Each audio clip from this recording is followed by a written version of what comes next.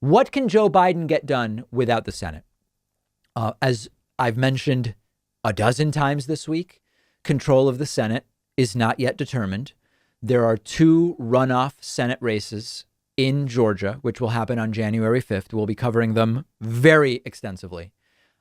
If Democrats get both, it will be 50-50, making Kamala Harris as vice president the tie-breaking vote. Democrats could effectively control the Senate. But the question is, without the Senate, what can get done? Let's go through it. First of all, there's a long list of executive orders. A lot of the disasters Donald Trump got us into with executive orders, he can get us out of. Anything Trump did unilaterally, Joe Biden can undo unilaterally. And we've already talked about getting back into Paris climate, getting back into the WHO, getting rid of the military trans ban, reinstating the Dreamer program, doing a lot with COVID, and he's already launched a task force. There's tons of agency stuff. You know, Trump has reoriented the EPA to be weak. Joe Biden could reorient the EPA to be stronger, to protect the environment. NASA was directed to stop studying climate. Joe Biden can get NASA to be studying climate again.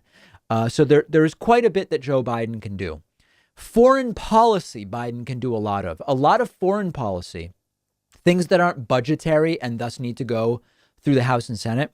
But there's a lot of foreign policy, fixing relationships, fixing a bunch of the trade stuff with China, if China is willing, maybe getting us back into the Iran nuclear deal. A lot of that can be done without controlling the Senate.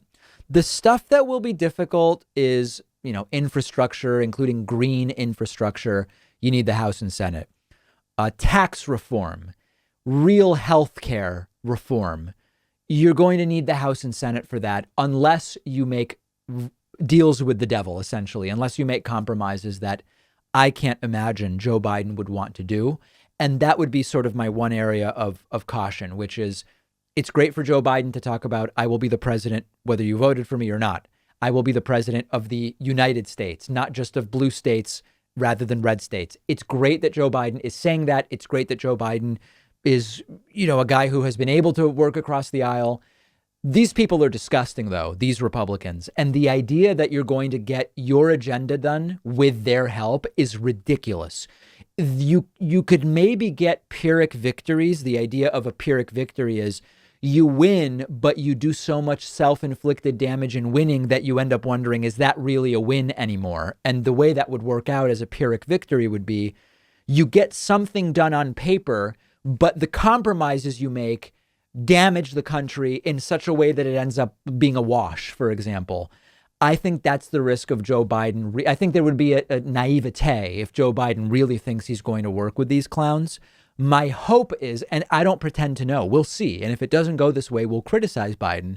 My hope is that Biden is using language of uniting the American people, but he is not naively thinking he's going to get a lot of this big stuff done by working with Republicans, because they're just not going to work with him in any way that would approximate what we would call a leftward move. It remains to be seen. I'm not putting the cart before the horse. I will criticize it if it happens, but I am going to hope and lobby that Joe Biden accurately understands that these are not people that you can negotiate with or that you can bargain with, because you will just damage yourself. That's my sense right now. I'd love to hear your thoughts. We have a great bonus show today. You can get instant access by using the coupon code Fresh Start when you sign up at joinpakman.com.